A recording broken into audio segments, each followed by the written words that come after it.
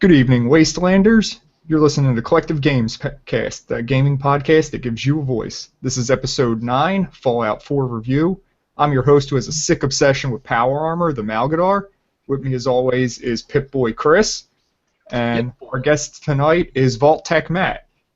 As always, you can join in on the festivities. The Google Hangout goes live on Fridays at 10 p.m. Eastern.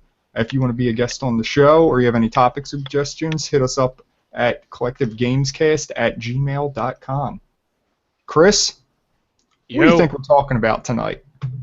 I don't know. I heard something about Tomb Raider, so I thought that's what we're going with tonight. Oh, man. I mean, nothing else came out this week, right? No. I think that's it. Yeah. Wait, there's that like game, that nuclear game, right? Nuclear game. Nah, nothing. War game? Takes place in Maine, I think. Oh, this sounds familiar. No, it's New Hampshire. Isn't that where the hobbits were from? Yes. Yeah. Actually, people think they're from some random place in Middle Earth, but no, it's definitely New Hampshire. Yes. That's nowhere near the equator. I don't know. Okay. No, so we all know Fallout 4 is kind of the big stink this week. So, Chris, I'll just start by asking you, I was thinking about talking about what we've been up to, but let's scrap that. Let's get right to the good stuff, All right.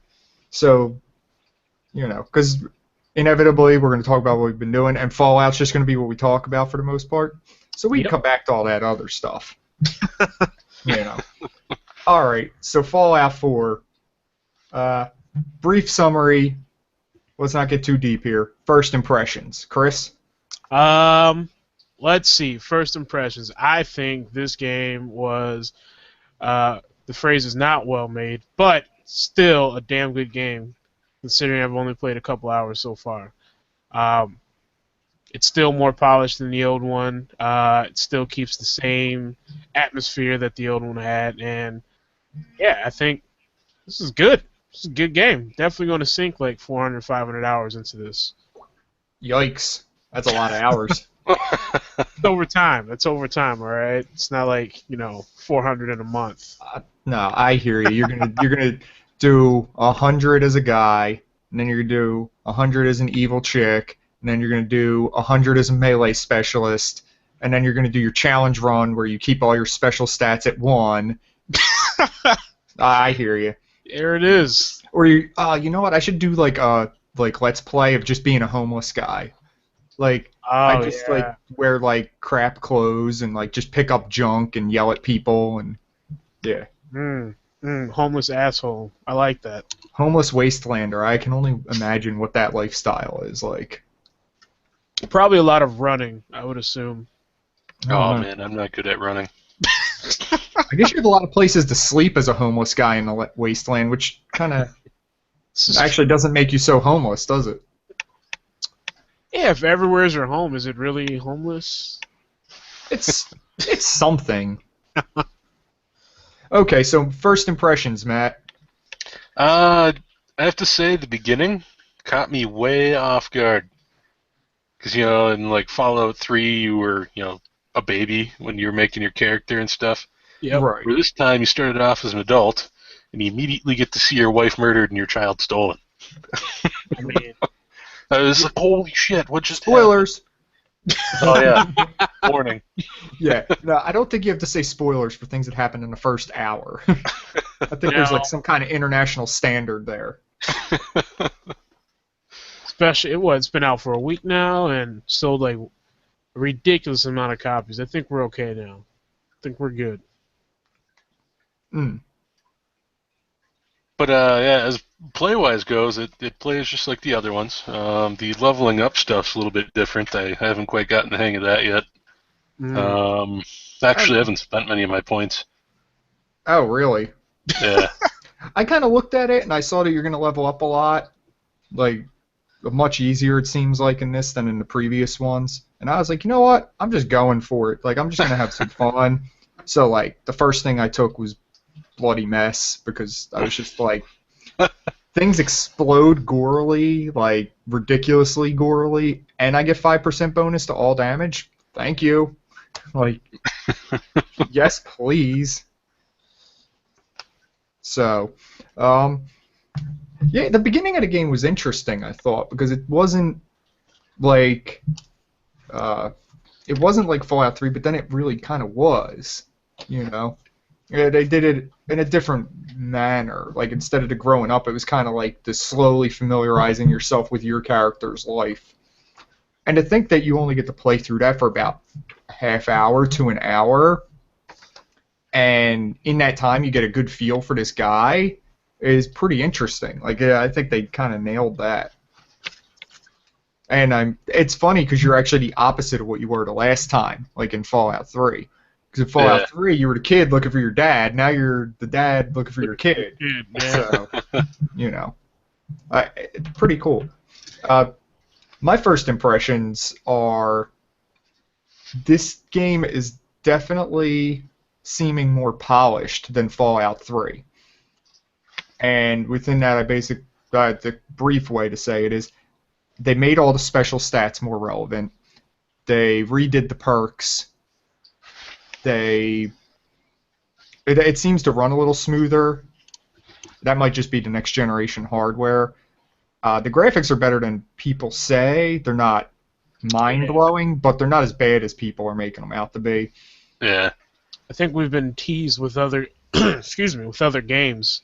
You know, Well, yeah. Witcher 3 comes out and they're like, oh my god, and then you get Fallout 4 and you're like, well, Battlefront's making everything look bad right about now.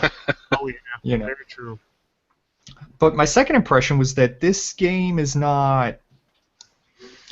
It doesn't have that thing that I found so. Oh god, it's so ineffable almost.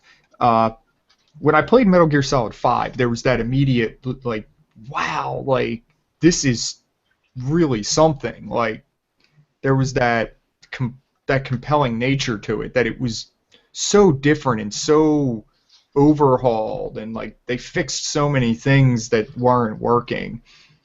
And Fallout 4 immediately just gives me that impression of this is more Fallout 3. Yep. You know, which isn't necessarily a bad thing though. It's just, I don't know, it doesn't get you as excited, I guess. Like, I'm just not at that same insane excitement level I was with Metal Gear. At the same time, nothing else was out when Metal Gear dropped. Like, it was pretty barren. So, it had center stage. Now, Fallout's kind of having to share with everybody. So, maybe that has something to do with it. I get you on that. It's not like a brand new game. Like you said, when you played Metal Gear, it was like it's completely different from what was it, the Metal Gear 4? Oh yeah, oh god. Yeah. If you try to go play Metal Gear 4, anybody out there who's playing 5, and you will quickly realize how much better 5 is gameplay wise. It's like when you went from Fallout 2 to Fallout 3. Like there's a complete change in the gameplay. And Fallout 4 is pretty much 3, but a little bit more polished and changing up the stats. So it's pretty much the same game you're getting. You're not going to be as excited, but you get a new story, you get new concepts in there, you get new features. It's going to be a little bit better. That's in my opinion. I was still excited because, well, it's another Fallout game. It's another post-apocalyptic exploration game. So I'm already there. You know what I was thinking? It almost reminds me of it almost feels like an expansion pack of like Fallout 3. That's almost what because it just feels like the same thing again, which isn't bad because what I really wanted was a new sandbox. Like the quests and all, okay, sure, I'll do them. They're there. The story's not super compelling. I'm like, I don't know. Like when some people are like, hey, let's go build a town, right? And it's like, oh, sure, I'll help you build this town. Meanwhile, my son is kidnapped. Like, sure, why not? Like, any sensible person would probably be like, no, I gotta go save my kid. I'll catch up with you guys later. But I'm just like, sure, I'll spend a day or two over here. We'll just plant crops and, I'm gonna stick around tweaking my power armor and, like, it just some of it feels so strange. Hand some old lady some drugs. Oh, I love it, man. I love giving her the drugs. I was like, here, get high. Tell me what you see. I was just like, I don't even care if it's true. Like, I just love the idea that, like, I'm talking to some old lady who's getting high. Okay, so how about we break this down a little bit? Okay, so what do you like about the game so far? I know we kind of mentioned a few things, but let's kind of like really dig into the layers here. You know, All right. what are you liking about the game to this point? Well, let's see. Something small that I like is Codsworth saying my name, right? Yeah.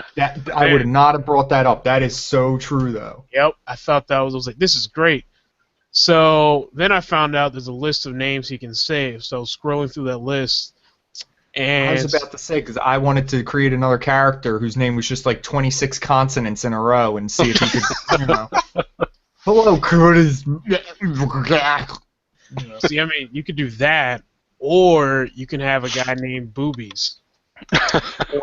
That is not on the list. That is on the list, man. Oh, man. Oh, wow. I could go start a new game. Yep. Are man boobs on the list? Nah. They kept it so it seemed like it would be a nickname for a person. Oh, is Red Cup on the list? No. Man, I'd like to offend some people by being the Red Cup. The Red Cup. You don't like Christmas. Oh, god damn it. Get out of here. Yeah. How did you get in my game? Mama Murphy won't talk to me. What's the XF from? One more time? I don't know that reference. What the heck is that from? There's like there's this huge issue with a bunch of like extreme right conservatives that Starbucks released this cup that's only red when they usually do like snowflake, snowman, or they'll have like Merry Christmas or Happy Holidays on the cup. And this one is just plain red. So all these people are going around like, oh, Starbucks hates Christmas. This is a war against Christians on Christmas. And you're just like, what? It's like they serve fucking coffee. Isn't their logo green? So it's like red and green. That's Christmas right there. That siren is right on the cup. These people are freaking out over it. It's kind of funny. It's not even really that big of an issue, but it's just a funny thing to see. It just scares me if they change for some reason just to like calm these people down. And it's like, no, don't give the screaming minority what they want. Like, make them deal with it. Like, don't empower these kind of people. Like, you want a snowflake? coffee. All right, I'll draw a snowflake on there. Okay. Yeah. Your job is to make delicious coffee beverages, not holiday promotion. Like, that's somebody else's job. And they've been trying to be more equal with everyone, so that's why you can go in there and get the holiday blend instead of the Christmas blend. So it's like they're being friendly with everyone, but everyone thinks that this part of the year is only for them. So, you know, got to get upset because they're not supporting my ideals. You know, I'm fine with happy holidays and all that stuff. That's fine. That's a nice, easy way to say it. Yeah. I say Christmas because that's what I celebrate. And when I say Merry Christmas to someone, I'm saying happy whatever holiday you like. You know? And if somebody says Happy Hanukkah to me because that's what they celebrate, I'm cool with that. Like, whatever. Like, I don't immediately think, oh, he hates my holiday. He's teasing me. Like, who would think that? What rational human being would think something like that? Right? You know? But I'm sorry, I don't want to see Starbucks having to have a Christmas cup, a Hanukkah cup, a Kwanzaa cup. Like, it would be absurd. Like, just a cup. It's just a cup. Can I get a grande of the bold blend? Oh, yeah, and your name? Chris. And which cup would you like? No, that just takes too much time. Let's not do that. Yeah. Let's not go through that process. Can I get a bigger one without paying more? Yeah. Oh, I'm sorry. Hanukkah only comes in small cups. I apologize. Oh, jeez. All right, so we've gotten so far off the rails. So you like that Codsworth knows your name. Yep. I think that's a great feature to add on there. Yeah. Does he say it any kind of weird? Because when he says my name, it sounds a little janky. What name did you use? Just my regular name, but Yeah. it's you know what it is? I think it's that I can tell that it's loading a separate audio track, Yeah, that I mean, so it's I can starting to hear get the to that. difference. It was like when I can't remember which game it was. First game, it was probably a Madden, The where they sports actually said games, my yeah, they name. used to Yeah, do that. and you'd hear it, and you'll hear like John Madden say it, and it's like this like computerized version of your name. Chris goes out for a deep pass. Exactly. I'm just like, what?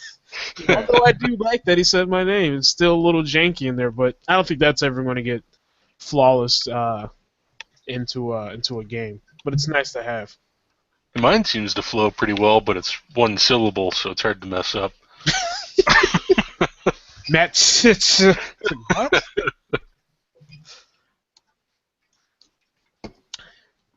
Yeah, it's a good feature to add. What else do we have? Um, well, I'll say I kind of like the fact that they seem to have gotten rid of the. I want to use the right terminology here, but the skill points. Like, Yeah, there's no more small guns, large guns. Like, they kind of got to the idea. They were like, well, we already have special, and we already have perks. So why do we have a subsystem like going on underneath special when we could just use special? And the perks change the flavor of the game. And I think that makes actually a lot more sense. Like, you stripped out a subsystem that really wasn't necessary. yeah, Okay. yeah. I mean, Fallout 3 had a very complex leveling system in the fact or in the Not as idea bad as that Oblivion. no, definitely not as bad as Oblivion. No, But you kind of see that because Oblivion to Skyrim, they kind of simplified it, yep. right? I And didn't find it to diminish the game in any way. Like, I was like, no, it doesn't. this is direct. It's easy to understand and easy to plan a build around. Yep. And when you have too many different options, it becomes a little more complex and takes more time leveling than you actually do playing the game. I think if it gets too crazy, then yeah, you're pretty much taken away from the gameplay. And that's Okay. not what I'm looking for these types of games. Any thoughts on that, Matt? Because I know you were I- saying you haven't really kind of dug below the surface so far on the skills Yeah, and perks. for me, when it comes to games, if I have to start pulling out spreadsheets to figure out what I'm doing, it's too much. Yeah, that's Oblivion for you. You have to plan every step of the way for if you want maximum benefit. But yeah, as for Fallout 4, I think it's fairly simple. I haven't dived into it real deeply, but um, I mean, it's got your main stuff all across the top, and then it's got all the little bonuses down below, and it's pretty clear on what you need to get each of those. It says, you need this much strength to get this perk, and Yeah. You know what's nice too? I didn't notice this at first, so in case you guys didn't pick up on it yet, when you go down to a perk, like let's say you go down to Bloody Mess, right? And you see the first tier. So you see, oh, I need Charisma 3, and I can take it. And then if you look at the toolbar at the bottom, it says next rank. If you hit that, it'll show you what you need for the second star, which is like level 9 and a 3 Charisma. And then you can hit next rank again and see what you need for the third star. I did not see that. Yeah, so you can actually kind of see, like, if I put a point in it now, how long until I could put the next point in, which could make a difference because as you level up, you might see, like, oh, I'm level 8, I could put the first point in now, and then when I level up next level, I can go right to the second point, and get the quick build there. So does that mean with Bloody Mess, it gets bloodier and bloodier the more you rank it up? I think it's the percentage goes up, and then the last rank is if an enemy explodes from Bloody Mess, it can damage other nearby enemies. So it's kind of like Diablo 2 Corpse Explosion. Yes. So yeah.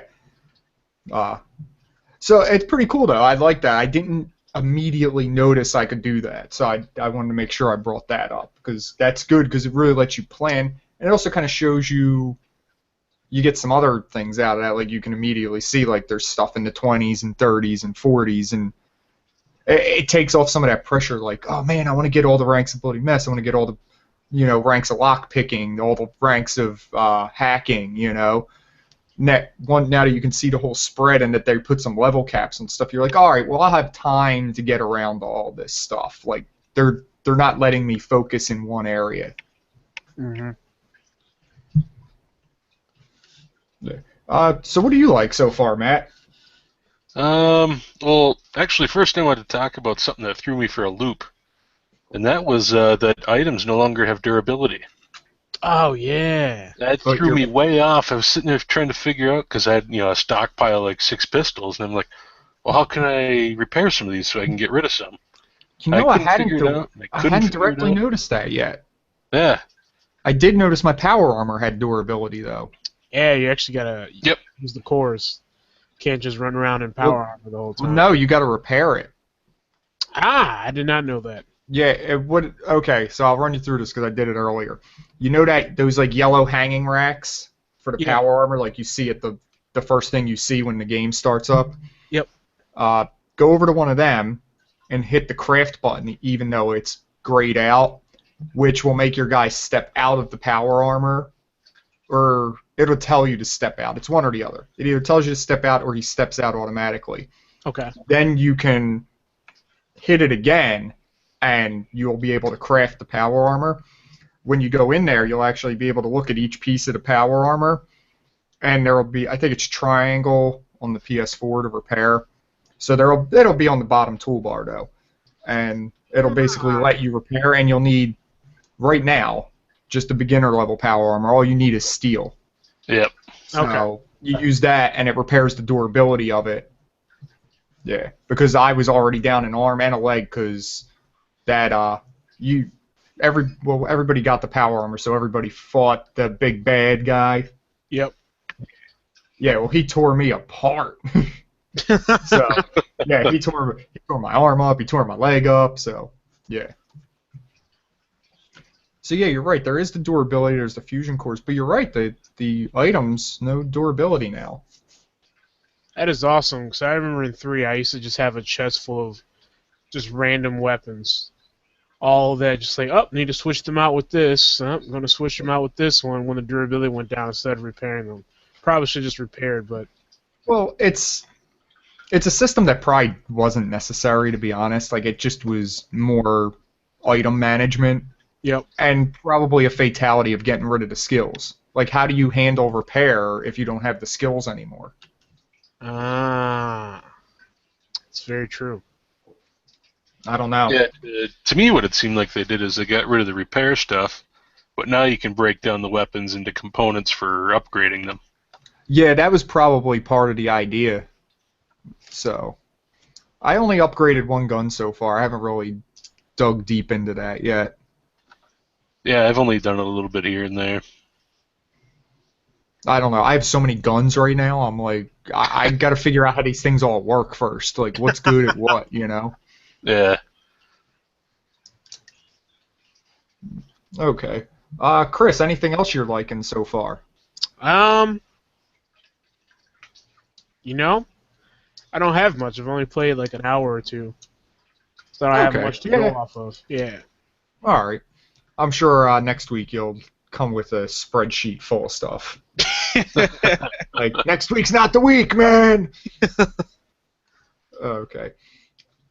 One thing that I've kind of liked is I guess it's a difference I've noticed between this one and the other Fallouts that I played is it almost seems easier to kill things outside of VATS now. Yeah, I heard about that. You aim better. You don't just like aim at, let's say it's a rad roach. You don't just aim at the rad roach and shoot everywhere. You actually hit the target that you're actually aiming at, which is nice. Yeah. Well, Yeah, because I almost find it easier to get headshots manually than I do through using the VATS system. yeah, the VATS accuracy is pretty low in the beginning. I'm wondering as I raise my perception and agility if it'll get better. Yeah, okay. Yeah. If you guys don't mind, follow me on a little trip here. We're going to a place called Morrowind, right? So in Morrowind, if you remember, you had all your weapon skills, and your weapon skill determined your accuracy. So I could hit something, I could keep swinging my sword at a mud crab and just swing it and swing it and swing it. And I watched the sword make contact, but it didn't hit because my skill was too low. Yep. And now we move forward to Oblivion, and all of a sudden, if my weapon connects, it hits. Skill level no longer determines that. So that was a natural progression they made there, where they kind of said, well, this doesn't make sense, you know, that your accuracy is being determined by a number instead of the actual physical thing happening in the game. Mm-hmm. So it almost makes sense that they've kind of done this, right? Because they got rid of the skills, so you no longer have like a small gun skill, which, if you remember, trying to shoot like iron sights or first person was really hard in those games in the beginning because you got like a 30 skill and bullets are like spraying all over the place. Everywhere. Yeah. Like, you got no chance of hitting what you're aiming for. So, I guess it's just that the Bethesda Softworks team did the same thing they did between Morrowind and Oblivion. They kind of said, well, if you got them in your sights and you shoot, odds are you're going to hit them. You know, There's probably like a slight mischance, but, you know, it would seem for the most part that if you got them lined up, you're hitting, which is funny because you mentioned it. I just noticed that VATS was a lot harder and was killing some things, especially once I got the power armor and could take more damage. I was just mowing things down in like regular first-person mode instead. Yeah, because I mean, in 3, that's all you use. You use VATS pretty much for everything right off in the beginning. You get as many headshots as you can, and then you have to worry about if you're going to hit or not. VATS is OP! I think they probably fixed that in this one. Yeah. No, that's a good point, though, Matt. And you know what? It seems like it's a little bit of a duality, right? Because they fixed it, but it seems like VATS accuracy is lower. Yeah. So it's almost like they're kind of trying to tempt you. And I don't know if you guys would agree with this, but I would think one of the reasons they did that was because people who liked shooters and picked up Fallout 3 got really upset about the fact that they would have something in their sights and shoot and miss. Yep. So I think part of the goal was probably to try to get those people to play the game too. Yeah, okay. Yeah. Yeah, it's one of them interesting tweaks to the game that makes it quite a bit different. I'll be very curious to see how VATS accuracy gets as I move through the game. Yeah, hopefully it gets better. It should get better. I mean, if you're leveling it up, it should get better. Yeah, well, it's good, like, and this is what I like. This is a like and a dislike all at the same time, that they fix special. Like, I don't know about you fellas, but in Fallout 3, did you have, like, just straight up dump stats? Like, you just said, that this stat's useless, I'm taking all the points out of it and putting it into something more useful? Yeah, I don't think I ever used luck in Fallout 3. Yeah, I didn't either. Yep. Yeah, so, I mean, I would kind of dump strength, and I would even dump perception, you know. But I like the way they rebalanced all the skills this time, because strength is still useful for carry weight, obviously, but like now endurance has a direct impact on your action points if you want to sprint. Which, quite frankly, I can't see why you wouldn't want to sprint, because who wants to move through the world at slow as molasses walking pace? It's like that Pandora's box. Once you run, you're kind of like, that's so much faster, I want to do that. But if you want to use VATS, you need the endurance. You still have action points are determined through agility. Intel is much less useful now, though, than it was before. Really? Mainly, because if you remember, having a high intel was great in Fallout 3 and New Vegas because it gave you more skill points. So when you would level up, you would really rack up the points by having a high intel. Without the points, intel loses some of its merit. Yeah, and this one's mainly, what, experience points? Yeah, and obviously the perks that are attached to it, too. Which is kind of the same thing, because they redid the perks in this. And there's pretty much good perks down every tree that I've looked at so far.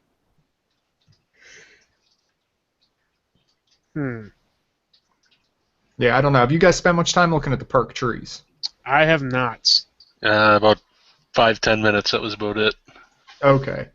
Yeah, I kind of looked at it the first time I saw it, and at first, I stupidly thought that because all the ones They're like, you have all the ones, if you have like a 4 Intel, all the ones down to 4 are in color, and then everything below that's like black and white, like kind of outlines. I thought I had all those unlocked because of my high Intel. Like, I didn't realize that you actually had to put points in them the first time I looked at it. Oh, So I was like, oh, look at all these perks I got. Nice, you know? Well, that's a big disappointment. Yeah, the second time I went in, I started digging into it a bit more, and I was like, ah, damn it. I was like, I got to put points in all of these, you know? So, that was a bit of a disappointment. But I kind of see there's a lot of levels in this. But I can also see that it looks like you can not max this tree out. Yeah, that's the thing. You're So not going to have everything at the end of the game. Yeah, it looks like you're going to have to pick your path. Although, with the DLC and all that, maybe you'll be able to. Who knows? I mean, I prefer a game that doesn't allow you to max it out. Like, when you think about it, like, when you play Skyrim, you play as like a certain class. Like, you're like, oh, I'm going to be a stealth archer. And then you're just doing everything that's going to help you be a stealth archer. But then you get to a certain point in the game where you just end up being everything. Like, everyone starts as a stealth archer, and then you end up just, like, equipping Daedric armor. It's like, Yeah. it's not really what you planned on being, but this is clearly the better option here. So I prefer the way, if we can't max it out, then you have to actually plan out your character a little more and keep it to what you wanted in the beginning. Yeah. I like that idea.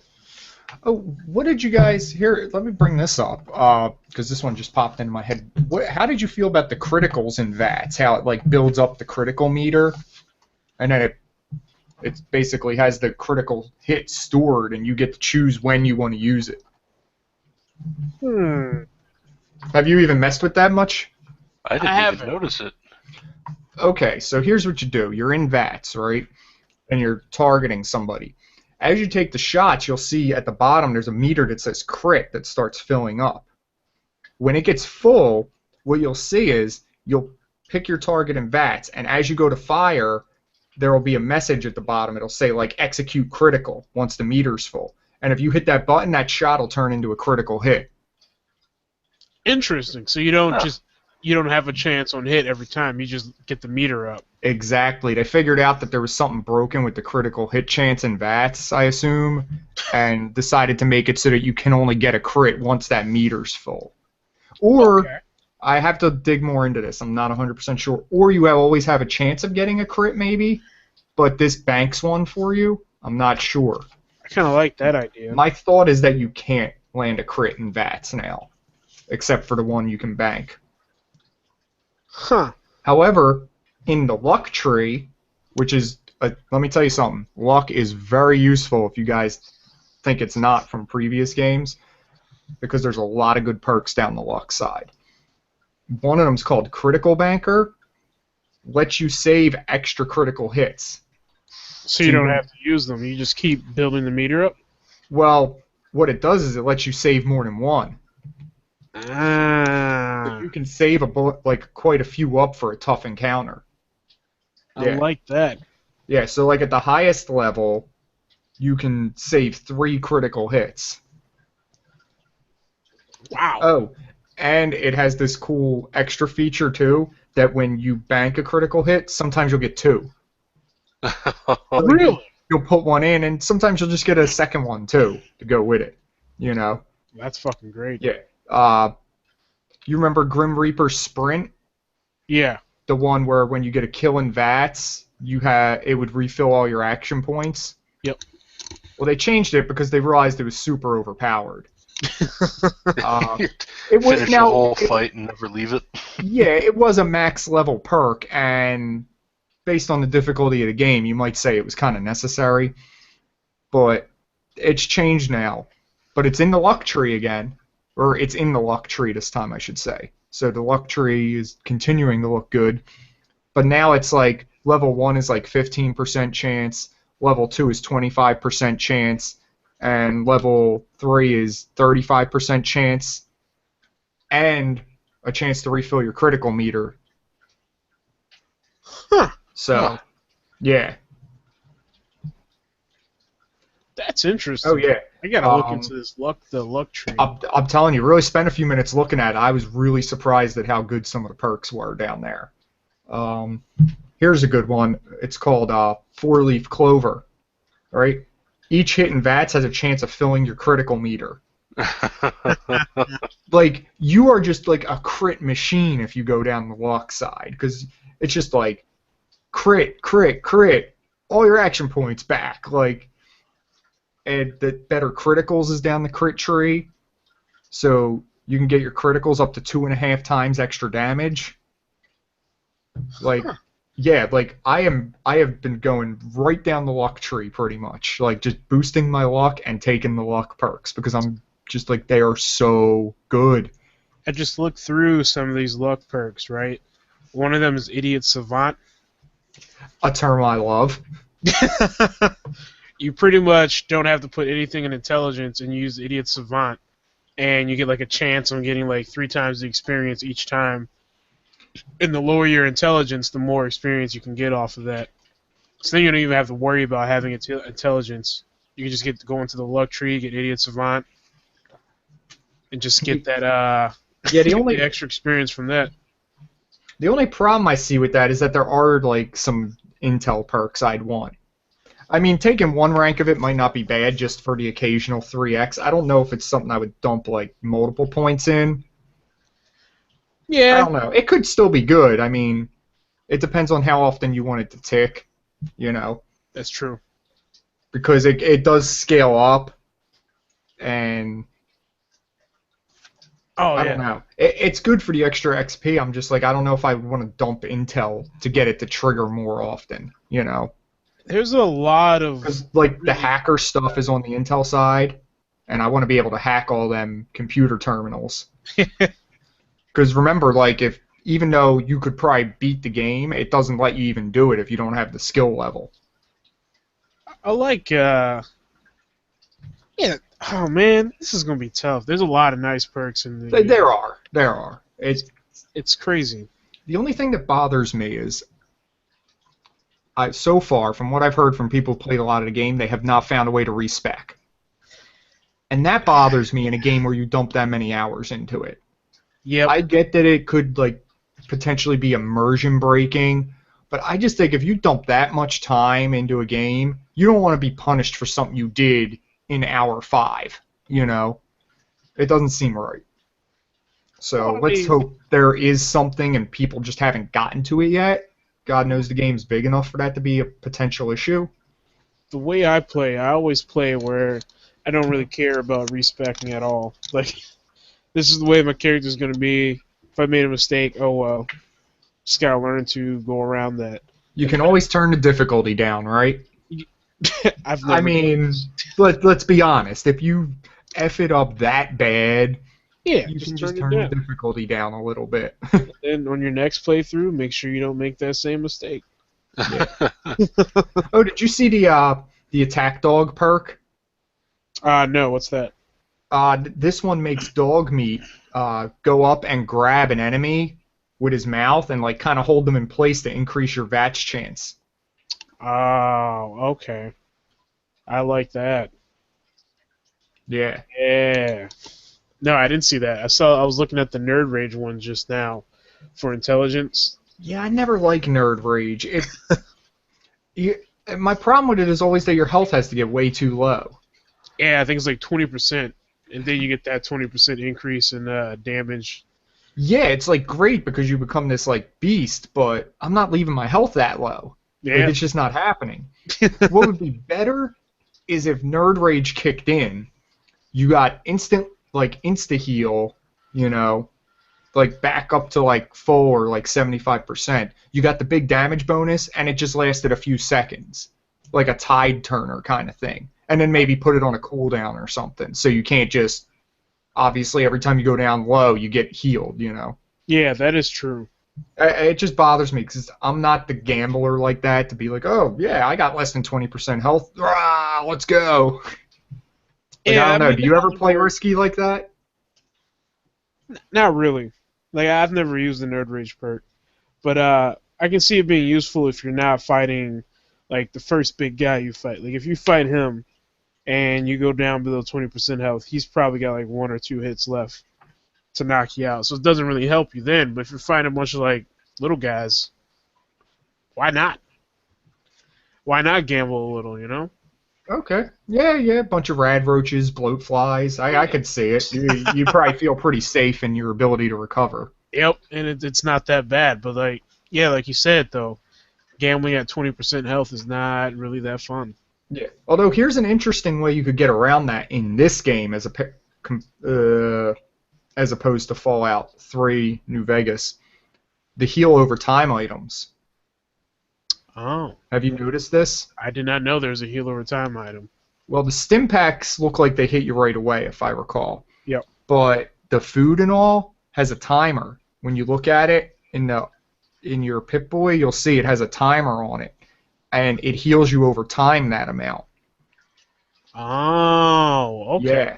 So, in theory, you could kind of set it up where you take some food, enough to compensate for the damage you'll be taking. If you can keep those levels even, you could stay below 20% and constantly take advantage of that. But it's like so much work for what seems like not enough benefit. I'm Like, thinking why not? like, nah, that's too much. Yeah, and as a level 10 upgrade, so I got to get my intel all the way up to 10. Then I got to put like 3 points in this thing to get it up to the strong numbers. And it's like, or I could just build a character who can slaughter everything. I mean, that's usually my first thing to do. Yeah. I don't know. That's somebody's play style, just not mine. Adds a little challenge to it. Yeah. I usually just do like a big dumb brute, but I don't think I'm going to be able to do that in this game. I think you can. I was surprised. I did a build like that in New Vegas. I did my strong and lucky build, and that guy, I tore stuff apart. I was really surprised. You can take that a pretty long way. Enemies with guns are your only problem, but there is a gap closer perk now. Oh, what? Yes. It's in agility, and... Is it like a lunge? Yes. And basically, if you have a melee weapon and use VATS, you close the distance between you and the enemy. Oh my gosh. So gosh. your melee distance gets increased. That sounds like fun. It's called Blitz. It's a level 9 perk in agility, though. Oh, damn. So if you're going to build a melee fighter, you also have to get a 9 agility to get to this perk, which is a little annoying. Yep. Yeah. But the other cool thing is it's only got 2 levels to it, but what I remember is the second one gives you more distance you can cover, and the more distance you do cover with that perk, the more damage you do. Oh, wow. And it's cool because you got to remember in VATS, you could pick multiple targets, so you could be like, first him, then him over there, then him over there, and your guy will just like, boom, boom, boom, like just be dashing around like some kind of crazy like ninja. That's awesome. Yeah. That actually sounds like a nice melee class would work for this. Yeah, I think I know what my second build's going to be now, because now that I just said that and thought about how that actually works, I'm like, that could be fun. That is going to be excellent. And if you're going to have all that agility, you could be a sneak kind of guy. You could be a little sneaky. And you got the ninja thing in there, the ninja perk down agility, so you can get the extra damage on critical attacks. Let me look at this agility here.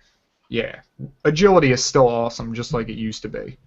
Because the action point perks are down there, the automatic weapons are down there, the pistols are down there, the sneak perks are down there.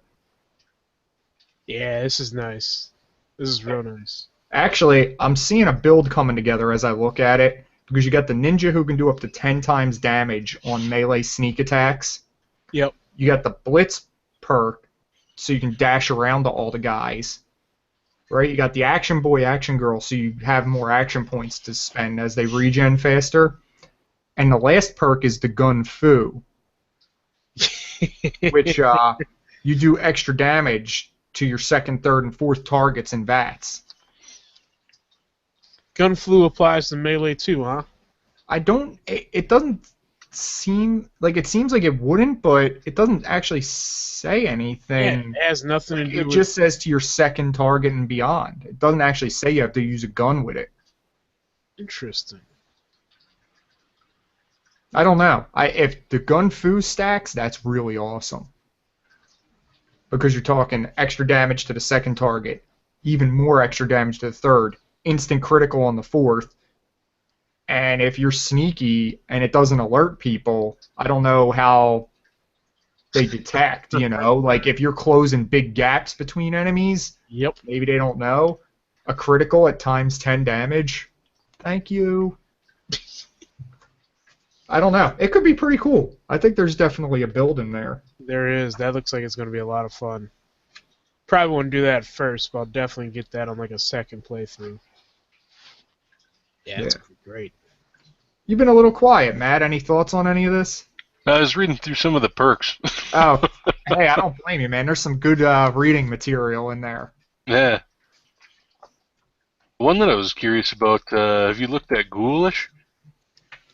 So it's radiation now regenerates lost health. What?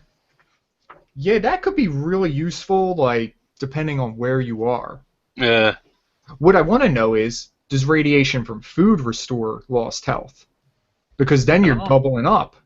Yeah. Because you're getting your food bonus and the Brad bonus. That's a good question. There's definitely great things you could do. Like, if you got, like, a family of death claws near a river, well, lead them to, like, kite them over to the river where you'll just constantly get healed. Like, because I went in the river earlier today, and, oh, man, that was not good. That was not good.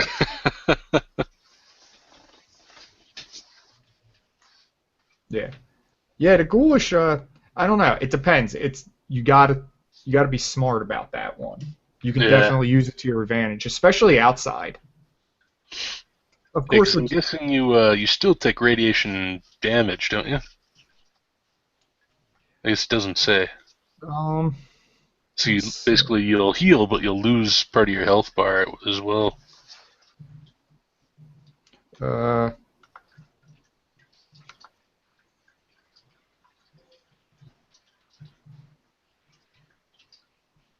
Interesting.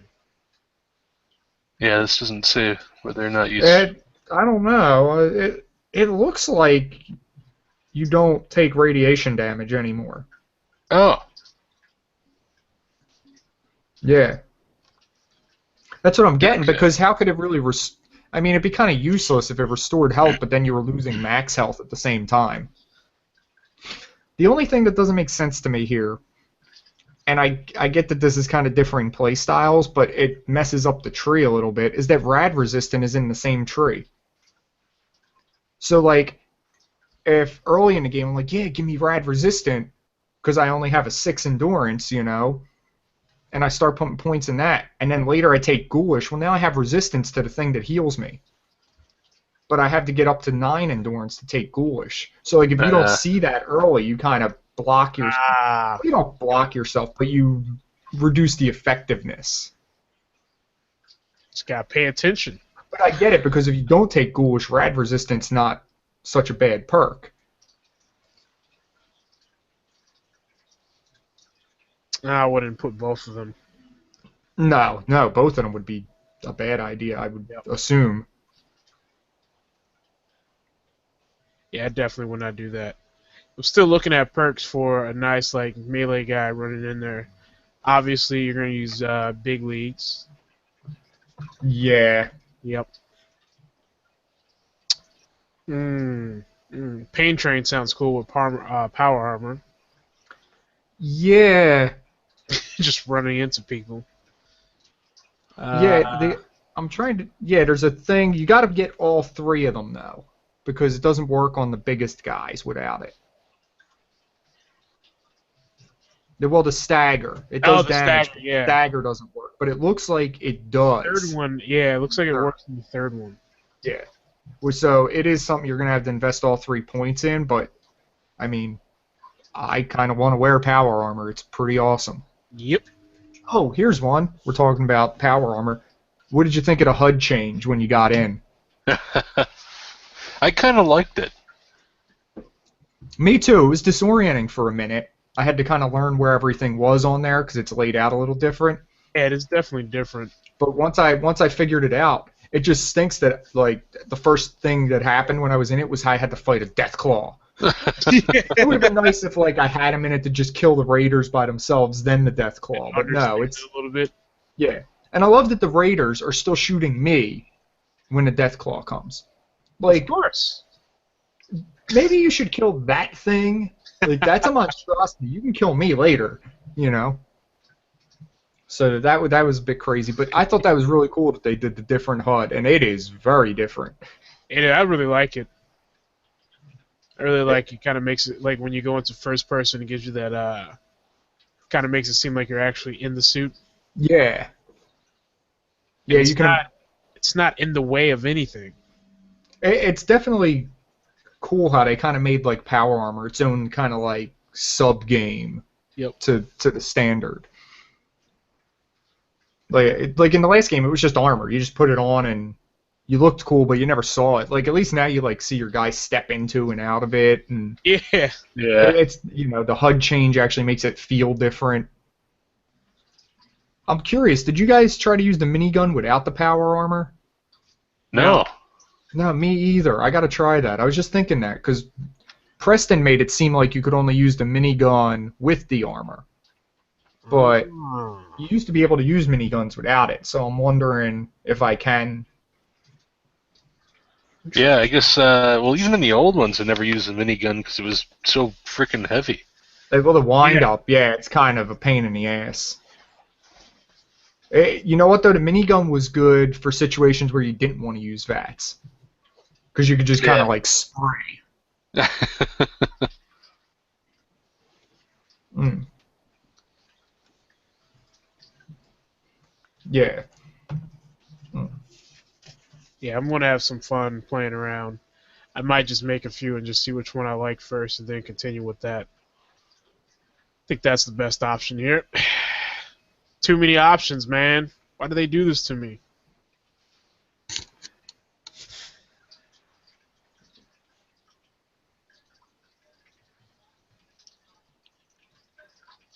What do you guys think of the story so far? I think it's, I mean, it seems kind of simple. Nothing complex added to it. Yeah, it works though, because I mean, revenge plus rescue, those are two good ways to go. I mean, those are very basic stories, you know? Well, we always seem to get that. yeah, but I don't know. What kind of sweeping epic are you going to tell in an open world game? That's the part I can never figure out. That is like, true. Like, how do you link story beats, and how do you explain why you can just wander around forever? I mean, Skyrim did a pretty good job at that, but the story really wasn't that epic. Yeah. It's just, it's inherent of these kind of games that you can't do much, but like rescue your son, that's enough for me. I don't know, that works. I mean, kind of, it's like the older games. You know, the older games had like a very basic story. I'm talking like NES, SNES games, and it kind of worked for that. I guess it does kind of work for this. Yeah, I mean, does it seem like it's going to be this great, amazing story? No. No. It doesn't seem like it'll be there if I want to enjoy it. Yeah. Am I really that worried about it? Probably not. It's not why I play Fallout. Yeah, it's about the sandbox, It'd be man. nice to have one, you know? It's about the weird things you find too, like when you find like, the municipal waste facility. It's like, what? Like, why is this here? But it's like, oh yeah, because it's a city, and a city has a waste facility, like stuff like that. You know what was cool about the story though? It was neat how they did, and we kind of knew this from the trailer, that you kind of would see the before and after. Like, you were kind of going to live the during part of the bombs dropping. But what was really funny was how in the vault, they used the panic of what just happened to trick everybody right into the cryo things. Yeah. Yeah. And it was just like, I'm like, it was just great because it was like, that is not for decontamination. Like, you're looking at it and you're like, that does not look like a decontamination type of device at all. Not in any way. But it's just like, the whole world just ended. Like, everybody's in a panic. Everybody's completely flustered, and you just trick them right into it. I liked that. I also liked, I don't know if you guys hacked all the terminals inside the vault, but I wrote logs about the mutiny that went on in the vault. Yep. Between Yeah, I read all the that staff. stuff. Yeah. I have not. Yeah, there's a bunch of logs. I think you can find them on the security terminal and on the overseer's terminal. Ah. Yeah, it just kind of gives you some background as to what went on in the vault in the days after they tricked everybody into the pods. Okay. Yeah. And it was a split between the scientists and the security staff. Huh. Yeah. Also, I cannot wait to go back for the cryolator. Yeah. I was like, you look majestic. And I then it read was like, oh, what did you read?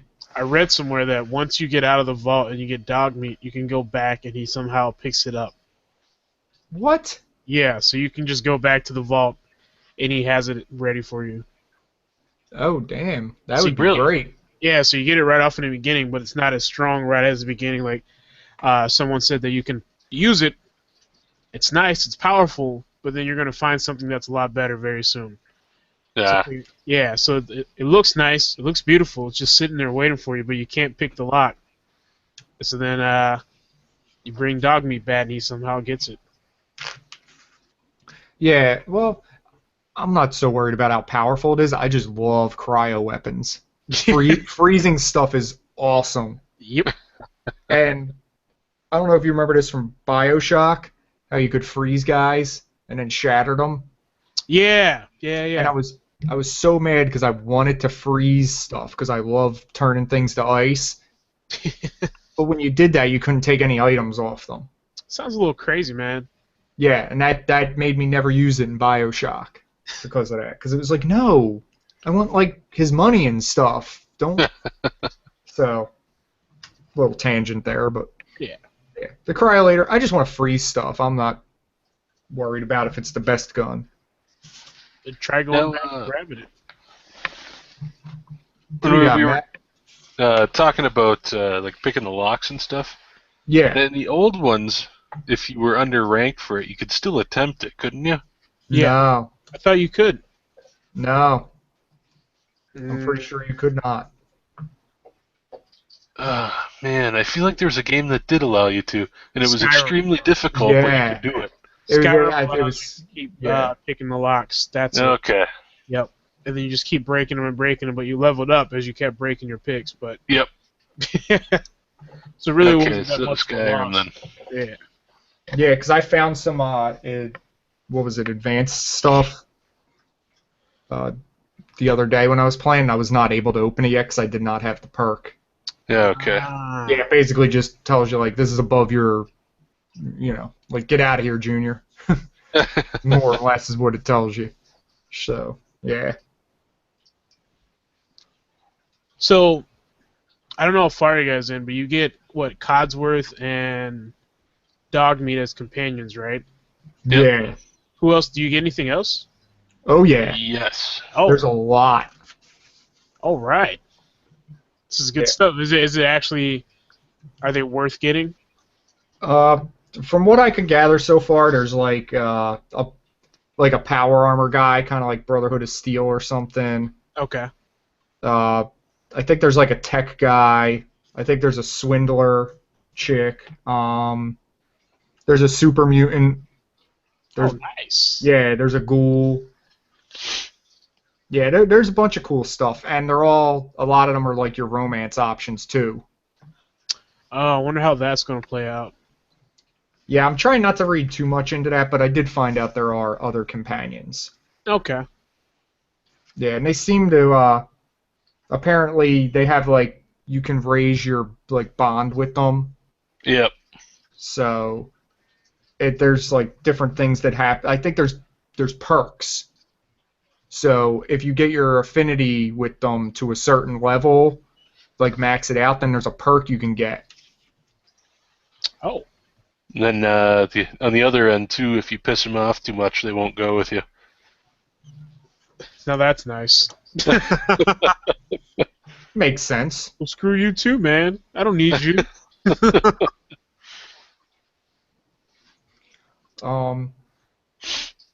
Yeah, what I was upset about was I thought like I'd be able to take like Codsworth and dog meat with me, and then it was like, no, you got to pick one or the other. I was like, man. But I want both. I was like, Codsworth's probably useless. Just let me take him. Yeah. At least I can talk to him. Yeah, he can carry stuff too, right? Yeah, all your companions you can give them extra equipment to carry. I also yes, notable thing about the companions that I did stumble upon. Their original equipment has infinite ammo. If you give them a different weapon to use, they need ammo for it. Oh, they're keeping their original equipment. Yeah, so depending, I mean, if their original equipment sucks, you may, Yeah. You probably want to keep that item on them, though, at least so that if you do run out of ammo for them, you can always have them switch back to the original thing and be able to do something. So just something to keep in mind. That's good stuff. Okay, so why don't we shift gears here? What All right. do you not like about the game so far? Oh, wow. Haha. It's funny because that's actually a tough one. I don't think there's anything that really stuck out that I did not like in this game yet. Okay, well, I'll start you off with one then. All right. I did not like all of the building the town, the settlement stuff, all the crafting. Really? Yeah. Well, here's what I mean by that, though. Not that I have a problem with it. What I have a problem with is that they bring it to you so early, and I get the idea because they're probably thinking, well, people want to get into this and they want to do it. I had the opposite thought. I had the thought of, I want to get out and explore the sandbox, and this game is huge, and the last thing I need is all this extra crafting stuff dumped on top of me right at the beginning of the game. So it's not the crafting that you don't like, it's the idea that you want to go do stuff. Yeah, I think it's the timing, and it's that there's so much to it. Like, there's a lot. You know, because you got armor crafting, weapon crafting, power armor crafting, you got the workbench, the settlement development, just all the scrapping. Like, I'm running all around Sanctuary just scrapping everything. But you get you have to go out and get the resources, right? Yeah, you don't just get resources. So I mean, that kind of adds to it. You can't just constantly sit there and just build. You have no idea how much stuff I already have then. I just love that in the scrap menu, you can just go up to a house and in one click you get the whole house is gone. Yeah. I'm like, if real demolition was only that easy. That's going to be interesting. I mean, I understand why you don't like it.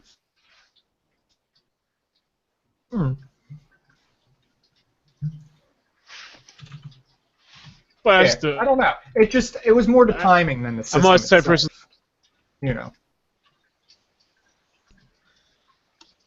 Go ahead, Chris. I'm sorry. That was about it. I like when they show you what you can do right away, so therefore you can come back to it. You don't have to like, oh man, I really want to try to see what the settlement is like. I really want to know what it can do with crafting. It's like, nope. Here it is. Here is everything you can do. Now go out and find stuff so that you can actually like craft. Normally I'm with you on that too. It just felt in this instance, it felt like too much. I get that. And it felt like it was hindering me from getting on with the game. Which I could have probably just walked away from it, but it was like, I don't want to walk away from it. I want to do it. And it's like, if I'm going to do it, well, I want to learn it. So it held me up from getting around to what I wanted to be doing, which was exploring. Okay. And murdering. You know what I was thinking? I like how you add that, and murdering. Hey, it's the wasteland. Yeah. Hey, you were saying?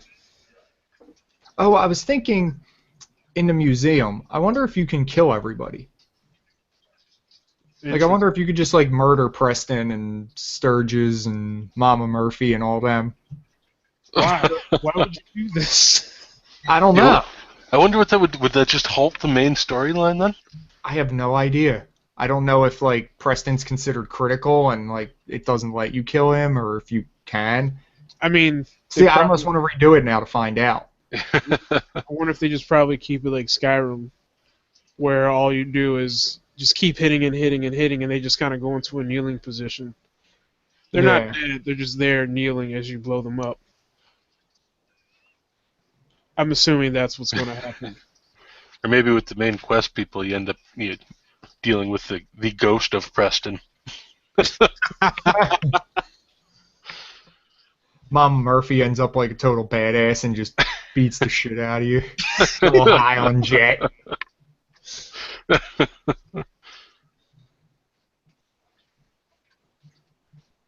Do you guys use the chemicals very much when you're playing?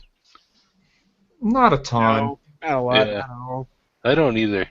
If I get into trouble, like if I have a situation where there are a lot of enemies and I'm taking some damage, I might pop something to either kill them faster or reduce the damage I'm taking. But I don't do it a ton just because of all the addiction stuff. Although the addition of a dick doll kind of helps. The what? There's a new thing you can buy. I saw vendors have it called a dick doll, and it clears all addictions. So you don't need to take that perk anymore if you just want to spend some caps. Thought you were saying dick doll. I know. That's weird. Yeah. What is that? Please explain. Yeah. What? Is this like a romance option? I'm not sure what I'm It's a new Wasteland toy. Oh, man. For those long, lonely nights. Wow. Oh, man. Okay. So, is there anything else that's less than stellar for the game, in your opinion, so far? Got anything, Matt? How about when people's mouths don't move when they talk? Well, I mean, yeah, that's an obvious, but it's not. I mean, it's Bethesda, so I'm not really like. Oh, I just cannot get down with that. I'm sorry. I mean, great for them. I mean, it's awesome that they've somehow gotten everybody to just be like, yeah, the game's buggy, but I'm like, no. It's never game breaking. It's never gameplay ruining. Like, it happens, you're just like, oh. Like, I can see, like, that would be probably one of the number one things people talk about if the game was just shit all in all. Like, but it's not. It's a decent game. Yeah. Actually, Bethesda-wise, this game, I think, has had the least amount of glitches for me on release time, anyway. Yeah, I haven't really stumbled into much so far. I'll be curious to see what happens as my world gets more complicated. Because I feel like as you get deeper into the game and set off more triggers in the game, things start getting weird. Yeah, that's when I really started noticing any glitches, was later on, late in the game. If there was any right in the beginning, that would really make me angry. I remember Fallout 3 I had a lot of trouble with because I was trying to play it on Windows 7. And apparently they don't agree with each other very much because I had to do a lot of stuff to get that game to work. Oh yeah, no, they did do that right off on release. There's a lot of issues with it tells you, like, if you get it on Steam, it tells you right away that it doesn't work with Windows 7. Yeah. I think it's Skyrim now says doesn't work with Windows 10. But I'm not really sure like why that is. Like, most of the operating systems are very similar, but you always had those issues with Bethesda games. Yeah. They actually warn you beforehand. Well, we know there's a problem, but we're not going to fix it for you. Yeah, we're not worried about that issue. Well, there's compatibility mode, so you can always switch that up, but Yeah. it is really kind of throws you off a little bit. But no, Trying you're to do right. things to make games work is never fun. Yeah, I figured you're going to comment on that. It's the truth, though. If I have to go through a lot just to get the game to work, then I'm probably not going to play the game. Well, it's one of the problems, especially on the PC side, where if you want to go back and play like really old games, it becomes a real hassle to get everything running. So I wanted to play Battlefront 2. That's an old game, and it does not work on Windows 7. Oh, I meant like pre-1995 games. I meant way back. Those work. Some of them are a lot. Some of them are a lot of headaches to get running though. Really? Yeah. I And if you know. go even earlier than that, it gets real crazy. I know I had an issue with StarCraft playing it on anything newer than XP. There's a Really? lot of issues with that. Yeah, I had to find like the original StarCraft, not 2.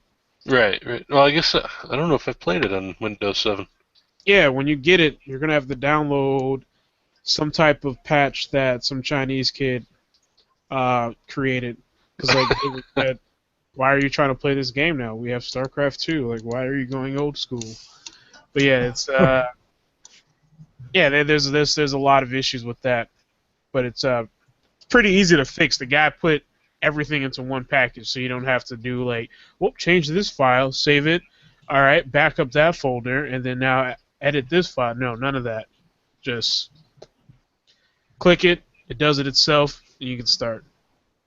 Huh. Okay.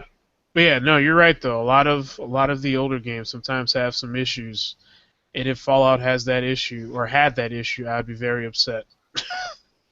But then again, you're just gonna be like, oh, it's Bethesda. They do things like this. Yeah, I'm not giving them a free pass. I'm not saying I expect it to be a clean game, but I'm not giving them a free pass either. I get you on that. Okay, so let's get to one last thing here with Fallout. What are you hoping to see as your adventures in the Commonwealth continue? The settlement actually being useful. Okay. Like further into the game. Like right now you're just, you're building it up, it's nice, it's cool, but I don't think it has any effect on the actual story. I did have my first trader stop by, so that was cool. That is cool. Yeah, because I was able to buy some stuff off her I needed to finish the quest. Ah. Well, that part's nice. Yeah, like that's what I want to see actually being some part of the actual end game. Yeah, I would think it'd be pretty cool to have a bunch of like turrets set up and just watch some stupid raiders run in and get slaughtered. Yeah, like That would be fun. have like a nice little tower defense mini game involved. Yeah, I like that. Just kick back with a box of sugar bombs and watch the carnage. One thing I'm interested in seeing is so for Fallout 3, one of the big things for me was like powering through the game so that I could get to the power armor. I wanted the power armor, but this time we start out with it, so I want to know what's next. Well, yeah, but we got the shit-ass power armor. Did you look at all the upgrades? I looked at them a little bit, but not in depth. Yeah, I looked at them a bit too, but so I couldn't really do much yet. But there's a lot of different stuff in there. I am going to repaint my whole suit vault tech so that I get the charisma bonus, so I can still do good in conversations even with power armor on. Smart move. Yeah, because right now I'm rolling in there in my suit and my bowler hat. It looks so weird. It's like this dude. I look like some kind of like 1920s gangster like hopping out of power armor. Yeah. I have to admit I'm looking forward to Diamond City. One more time? Diamond City? Ah, okay. Yeah. I did read something by somebody saying get there ASAP, but when I look at the heat map and the level of the enemies around there, I'm like, I'm like, I don't know. Do I want to just try to run right to it? Or do I want to explore around the lower level areas first and get there when I get there? Get that endurance up and just make a sprint. What I don't know is because I didn't read into the context of what he said, is if it's just because Diamond City is like really cool, or if something awesome happens there, if you get like some kind of amazing weapon when you get there, or a better power armor suit or something. Like I don't know why he said get there. He just said get there ASAP. But I remember in Fallout 3, my thing was get to Rivet City, get A321's plasma rifle. You know? So, I don't know. I'm definitely looking forward to seeing Diamond City. Sounds like it'll be pretty cool. Yeah, I wonder what part of Boston it's in. Yeah, I'm not sure. I haven't really looked any of that up. Oh, I just looked it up. It's Fenway. No. Yeah, that's pretty cool. Oh, wow. That is so... Oh, I get it. Diamond City. Yeah. Jeez. Baseball diamond. It makes so much sense now. I can see clearly now. Yeah, now I want to get there even more. But Yep. I was kind of thinking, I think I'm going to try to, like, explore every little thing in the, like, corner region of the map first, get built up, get some perks, and really get some caps coming in, because I hate not being able to buy stuff. And then I think I'll head down to Diamond City. I'm already level 6, and I've barely done anything, so I'm definitely leveling up fast. I think that's where I'm at, too, is level 6. Yeah, like, just knocking out quests, knocking them out gives you a lot of experience. Yeah. All right. So, yeah, I'm hoping to see what other cool shit is out there, too, like different armor suits, different weapons, like, you know, what's the new terrible shotgun? What's the new Gobi sniper rifle? Like, what is out there? I've always liked the awesome. weapons, but I've always really looked forward to the little cities that you get to visit. And that kind of always made the game, like the little comedic cities that you visit with the different What was I'm trying to think of the one town in, I think it was Fallout 3, where it had like the cannibals in it. Andale. Welcome to Andale, voted best city, blah, blah, blah, blah, blah. First time I walked up there, I was like, what is going on? You knew something was wrong as soon as you saw kids playing outside. You were like, wait, this isn't right. Yeah. Yeah, Andale was messed up. Tenpenny Tower was messed up. oh yeah.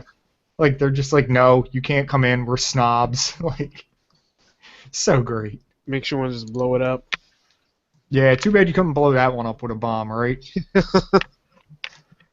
Oh well, beggars can't be choosers. If you want to blow up a town, you just got to take the one you can get. Yep. Yeah, those little things out there. I do know there's an insane asylum. Oh. Yeah, I did happen to stumble upon that. So I'm kind of looking forward to getting there and seeing what kind of crazy log entries are in those terminals. Yeah. Yep. Yeah. So yeah, I think there will be a lot of cool stuff to explore going forward. I mean, if there wasn't, then we'd have a very disappointing game on our hands. That's true, yeah. I know. We'd have to have another show where we just talk about how disappointed we are. There was nothing out there. It really was a wasteland. I only found 2 radio stations. The whole map. You can find others. There's radio towers you can find to add new stations. Are they? I know that. Yeah. Yeah, I was kind of interested to hear that. I was like, okay. I was like, I usually don't use the radio function, but I might check it out if there's new stations to add. It was kind of like GTA's radio, where, you know, they just replay everything over and over. Yeah. So kind of just like, once I listened to it, that was it. I didn't worry too much about it. In Fallout 3, that was. Yeah. Listening to, what was it, Patriot Radio or whatever? Oh, yeah. Okay. There's one point where it's like, I can't do it anymore. I can't listen to this. Yeah, I could only listen to Mad Dog do his wolf howl so many times, and Yep. I was like, all right, that's enough of this now. Oh man. Okay, so good stuff with Fallout. So I'm gonna throw the really weird one right out here now. So far, what's your score out of 10? Because we called this episode review. We did the review. Now we do the score because people love to hate that. Oh, yeah. Score. In my only, 1 hour playthrough. Well, and it's a 1 hour review. A collective I'm Gamescast first. 1 hour reviews. going to give it an 8. 8.2. How about that? How about an 8.2? Okay. Yeah, it's not. It could be game of the year, but pretty much since it's like a Fallout 3 polished, slightly polished, won't give it that much credit. But yeah, I'd say it's a damn good game, but it's not Metal Gear. That's kind of my thoughts, yeah. I think that set the limit. It set the bar very, very high. What do you think, Matt? Yeah, I was going to give it probably an 8.5. That's Yeah. what I was feeling. Okay. But some of that is going to be because I don't quite understand the perk system and stuff yet. I have to take a better look at that before I understand what the heck's actually going on there. Mhm. There's a But lot of I mean, systems to dig into. yeah, I've enjoyed it so far. I haven't had any problems. So it's Glitch always free is a good. good thing. Yeah. Okay. Well, you're kind of in line with me, guys. I'm thinking about an 8.5 as well. I like that they tightened up special. I like that they redid the perks. I like that they tightened up the gunplay. I just feel like the game really lacks that punch that makes me like I have to play this. Like I still want to play Metal Gear, and that's kind of a problem because if you're the game that came out this week, I should be dying to play you.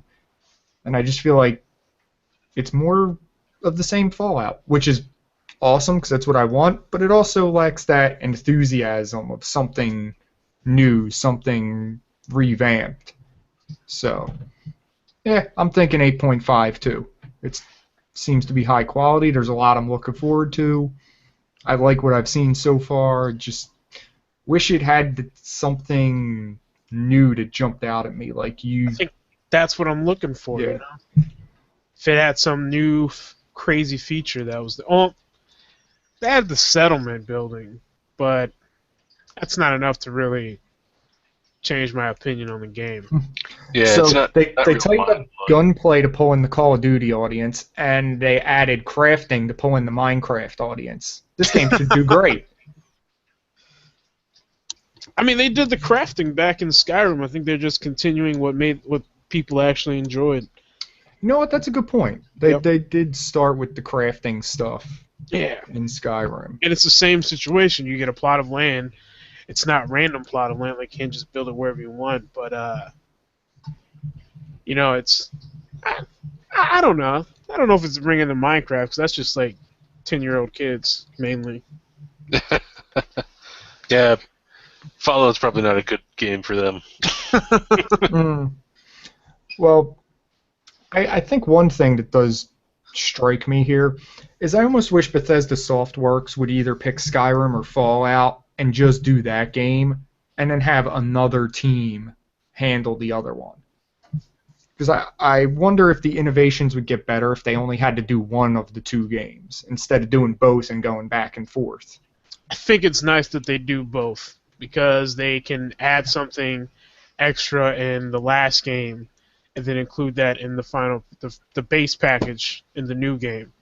You see, whenever they change something in the older versions, like Oblivion came out, they changed something in Oblivion, they carried it over to Fallout 3. Something happened in Fallout 3, they carried it over to Skyrim. Something happened to Skyrim, they're probably going to carry it over to this one. So whatever we get in here, they'll probably add something new in the DLC, and it'll be added into Elder Scrolls. What is it? 5, 6? 6, yeah. I wonder if at some point your towns can build fusion cores for you. Ooh. Yeah, there's got to be a way to start getting them. I can't see it being limited to, like, say, mini nukes are, because I don't know. If you want to be power, you gotta get them. So, yeah, I think there's a bunch of them to find out there too. I'm sure because I already found one at the garage. So At the yeah. garage? At the Oh, the factory? no the geez, the gas station that had the cave underneath it on the way to Concord. There's a fusion core in there too. Oh, Is there? I missed that one. looks like I'm going back. The gas station. That's where There was like a workshop inside and all where you've got dog meat. Yeah. Yeah. I don't Did you think get into the cave? I never went into the cave, I guess. Oh yeah, I did. Probably should do that. I didn't even think about going into the cave. Yeah, what was it? The Red Rocket truck stop. Yeah. It's got the fast travel to it. It's not hard to get to. Yeah, that's true. What a name. Red Rocket Truck Stop, where you find the dog. Yep. Yeah. That's great.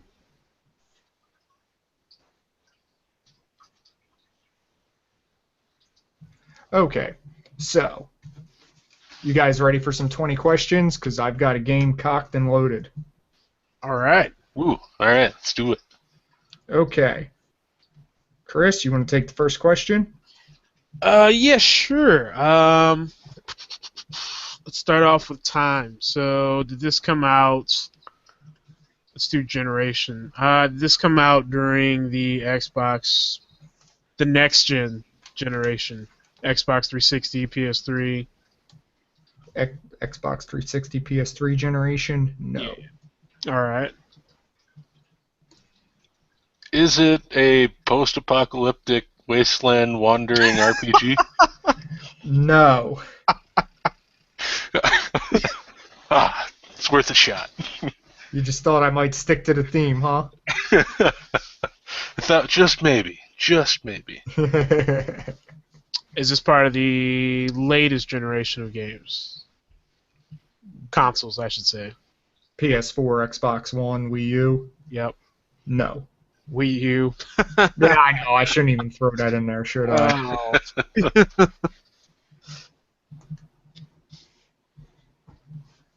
Now I gotta really think. What was your first question, Chris? It was about Xbox 360, PS3 era. So it's before that. Before that. Yep. This is where it gets tough. I might be talking about a next-gen game. It's a PS5 exclusive. Let's see. Is it a... Is it pre-95? Before 1995, no. Okay.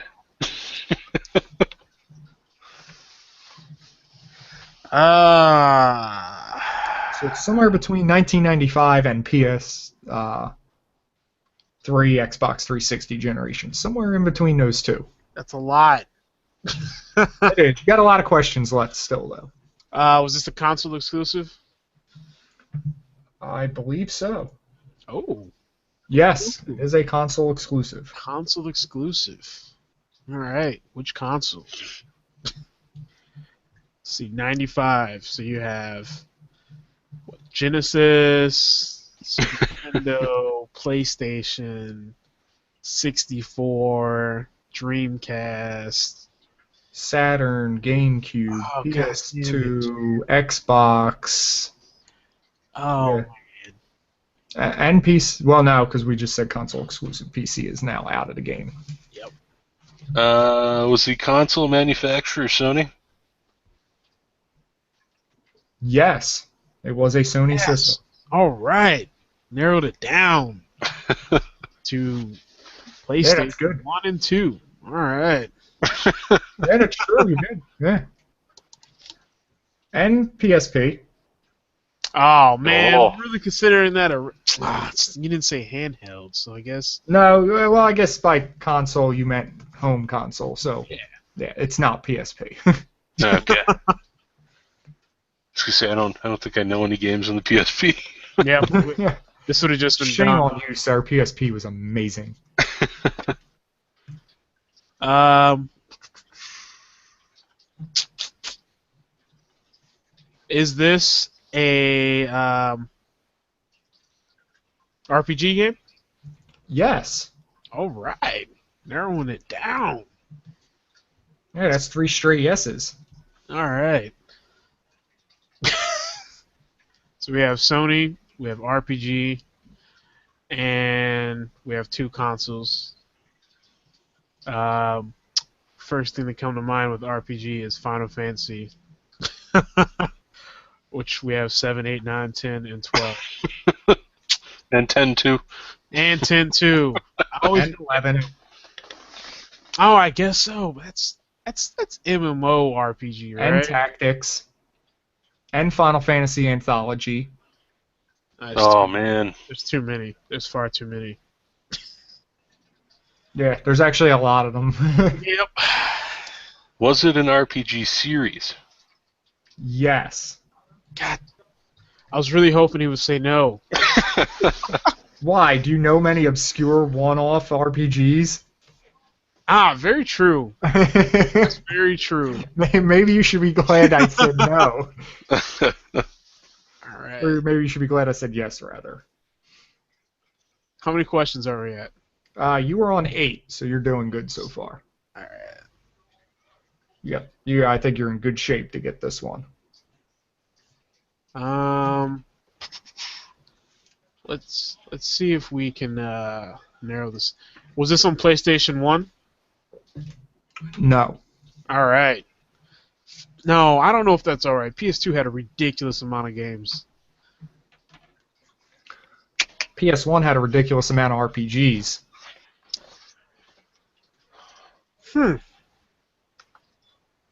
I guess you're right. I guess 2 did too. There was still some spillover of the RPG love into that Yeah. era. I'm trying to think of RPGs on PlayStation. PlayStation 2.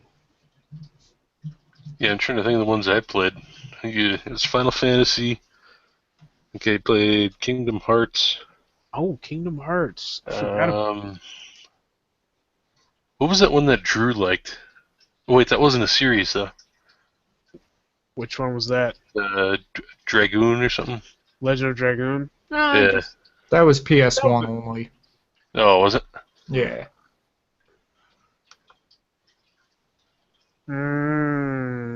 There's a lot of RPG series on PS2, actually. Oh. Did you guys ever play Star Ocean? I No. loved Star Ocean: The Second Story. That was my favorite on the PS1. I used to have the one on PlayStation 2. It was like End of Time or something. Or Till the End of Time. yeah, that one. This is the first RPG I played that wasn't turn-based. Really? Blew my mind. Alright, so we're on question 10, right? Wasn't Persona was one. I think that came out on PS2. Yeah, Persona and the Shin Megami Tensei series. Yeah. Was it a turn-based RPG? There you go. No. Hmm. Uh-oh.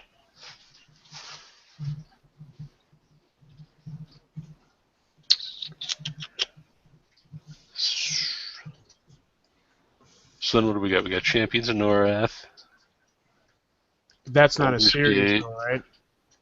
Yeah, there were 2 of those. There's 2 of those? Yeah, Return to Arms. Yeah. I never even played the second one. Oh, it was great, man. You could transfer your character right in. It was awesome. Really? Yeah. Oh, shit.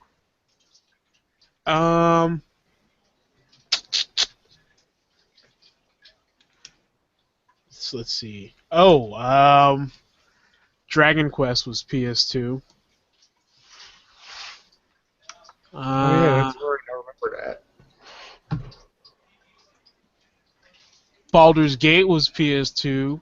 Yeah, there were a couple of those, I think. Yep.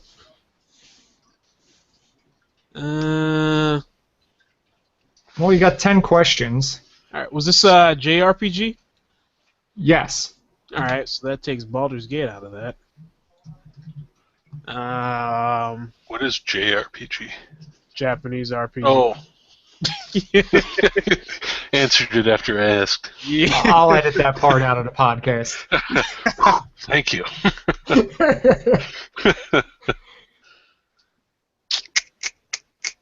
I always called them Jerpkas. Xenosaga had two, right? That one was turn-based. Oh, it was turn-based. Okay. Dude, that really...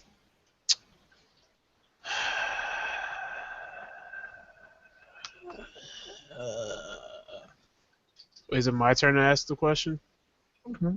Well, if you're going to take straight turns, I think it's Matt's question. But at this point, I think whoever's got the best idea should probably just ask the question. I've got nothing. It's because I didn't play a lot. That's the thing, I didn't play a lot of RPGs on PS2. Playing too much Madden, boy. That's what it was, man. Wow, I actually got it. Madden, Grand Theft Auto, any of the DBZ games that came out. Oh, wow. Yeah, they were the bomb back in the day. Yep. It was all like quick play games, you know? When you got friends over. Yu-Gi-Oh! Was another one I played. I'm a little ashamed, but I definitely played that.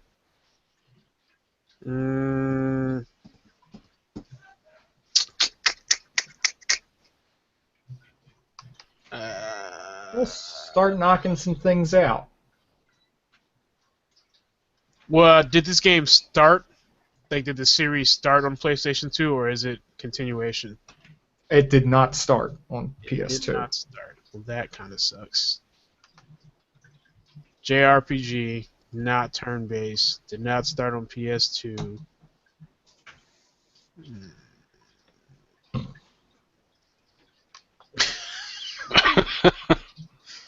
Damn you, man.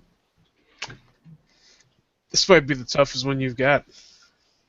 I feel like you guys are in good shape. You got 8 questions left, and you already know a lot. Yeah, we know a lot, but we know there's a lot what we're thinking of. Like, it's not. You just got to start eliminating options. Right. Let's go with developers. All right. Was this developed by? Oh, god damn it.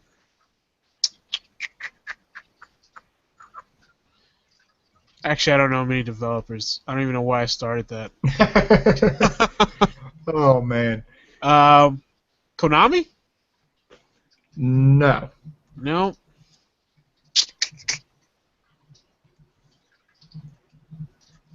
Oh, boy.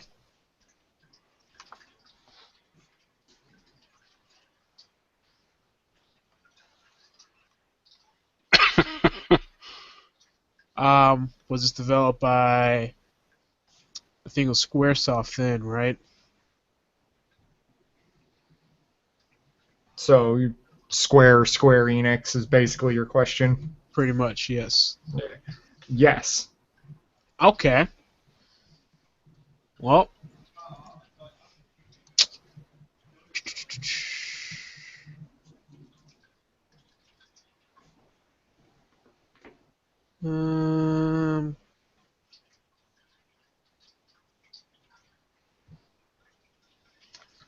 So it was Square Enix? Yes. So that Or leaves Squaresoft? Kingdom Hearts. That's turn-based. Final Fantasy's all turn-based.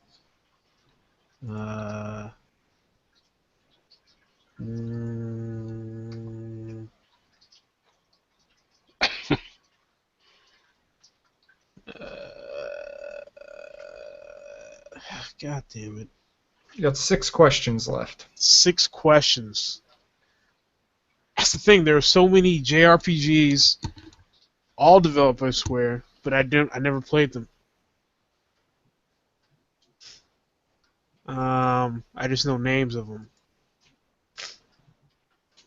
so it's hard to like dig into the game.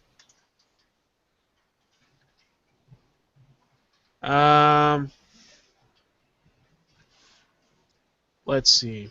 Let's go with.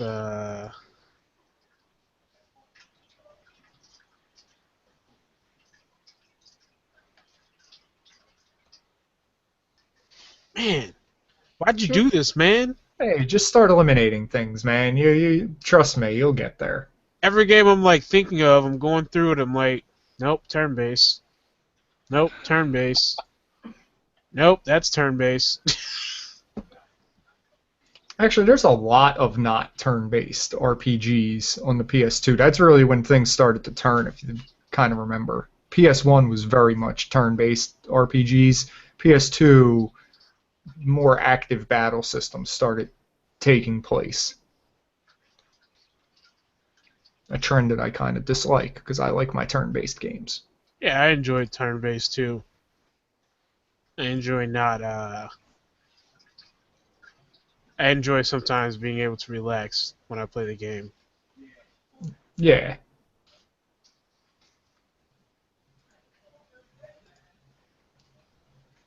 Dude, what game did Square come out with that wasn't turn based? Actually, quite a few. Really? Yeah. You're like way overthinking it. They released, I would say, probably most of their RPGs, if not at least half, were It's not part of- turn-based on It's the part of the PS2. series, though, right? Yeah, it is a series game.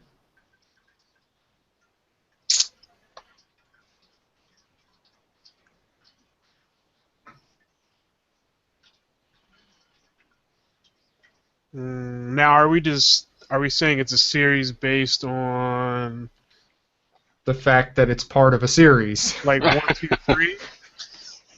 Do you want to ask if it has like a number on the end of it? I don't know. You tell me. You got the questions.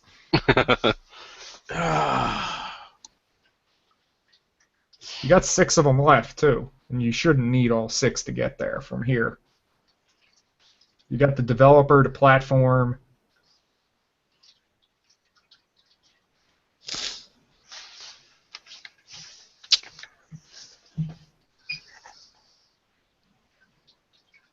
Dude,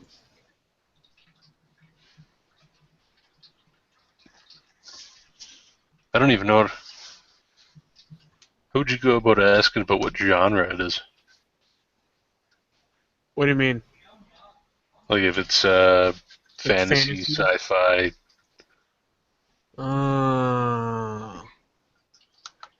Yeah, but it's JRPG. Do they even fit Yeah. in genres? A lot of them get like super blended. It's kind of Yeah. probably not your best question because I'm just gonna have a lot of trouble answering it most likely. Because it'll be like fantasy, and then it'll be like, oh yeah, but we have hot rods.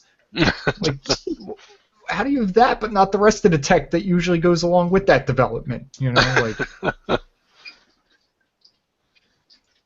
Oh man.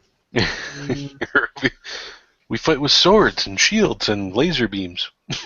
Yeah, it's What? just- There used to be like Radiator Stories, but that wasn't a series, was it? This is why we needed Andrew, man. Andrew just started listing off games. Trust me, you're very close to the answer where you stand, and you got 6 questions. You can certainly waste a couple to get some more information. That's the problem. I need to figure out what the characters were in these games. Why don't you ask some questions to get there then?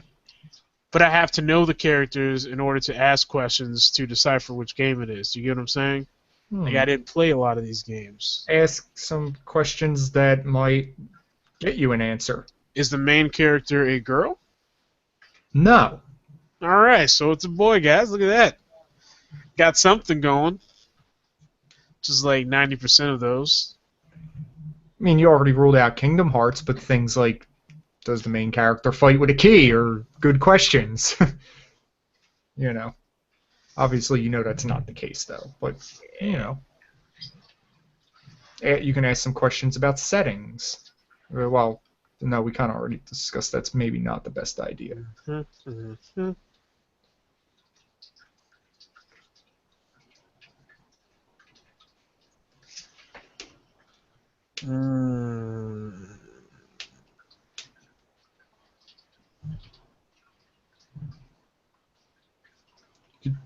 Could try to nail the Oh. year down a little. Okay, what do you got? All right, so it's a JRPG, right? Yeah. But does that include action RPG? So it could still be both. Yeah. So is it an action RPG? JRPG? I Kind of think- like how you remember how Dynasty Warriors was? Oh, like one of those kind of things. Oh, I forget what they call that genre, but no, it is not that. Okay. It's not that active murder everything in sight genre. Okay. It's more traditional.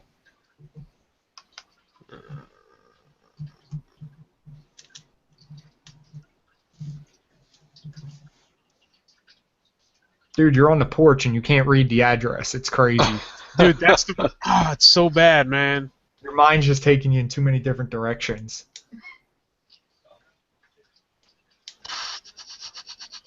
Well, okay, since you're already 16 out of 20 here, you were probably barking up the right path asking about numbers earlier. Okay. Is this?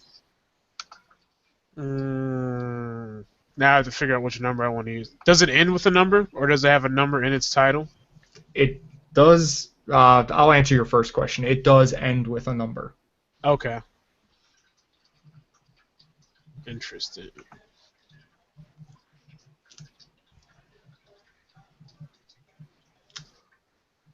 That should get you a lot closer to your goal. I feel like it should, but at the same time, I don't know. It should only leave you with about 2 or 3 possible options now.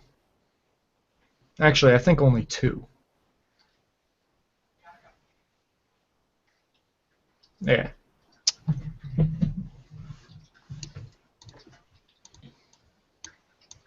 Matt, you got anything? Throw out some random questions. There's one title I see that kind of sticks out, but I know nothing about it. Well, what's the title you're thinking? The Suikoden? Oh, Suikoden. Yeah. Suikoden. But that's not a Square game. Oh, shoot. Yeah, No, you're right. That's Konami. Konami. Yep. Hope that was close. As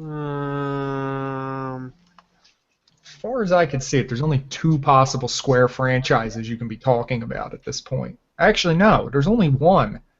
You're just grossly getting lost on something. The turn base is what I'm getting lost on. Yeah, maybe you should stop getting so hung up on that. Maybe we view turn-based differently. You should never get too hung up on one answer. All right, so let's.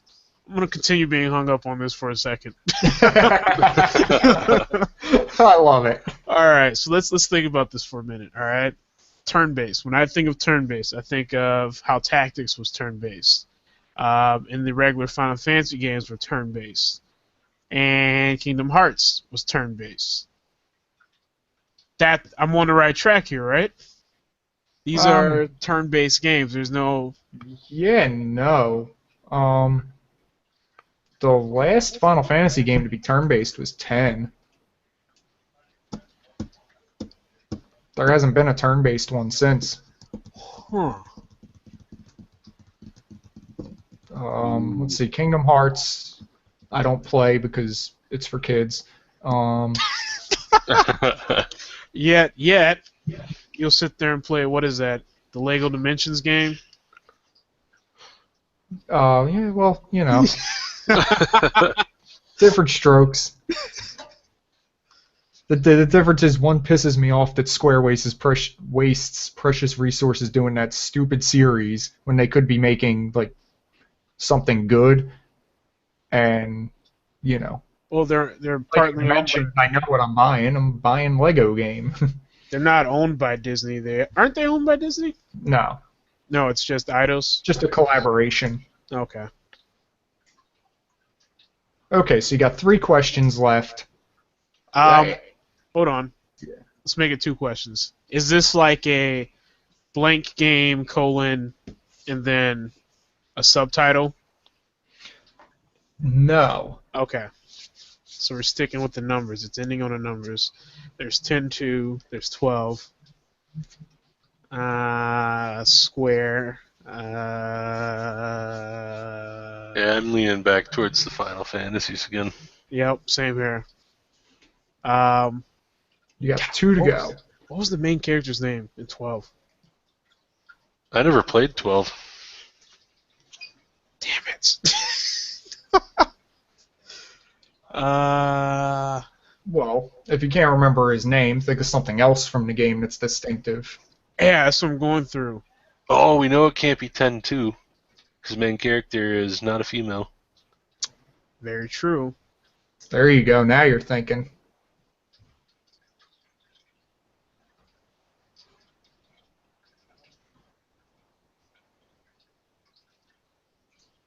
Was there a license board for the characters? Yes. Leveling. Okay, so it is Final Fantasy 12. The game is Final Fantasy 12. There you go. You let the turn-based thing get so...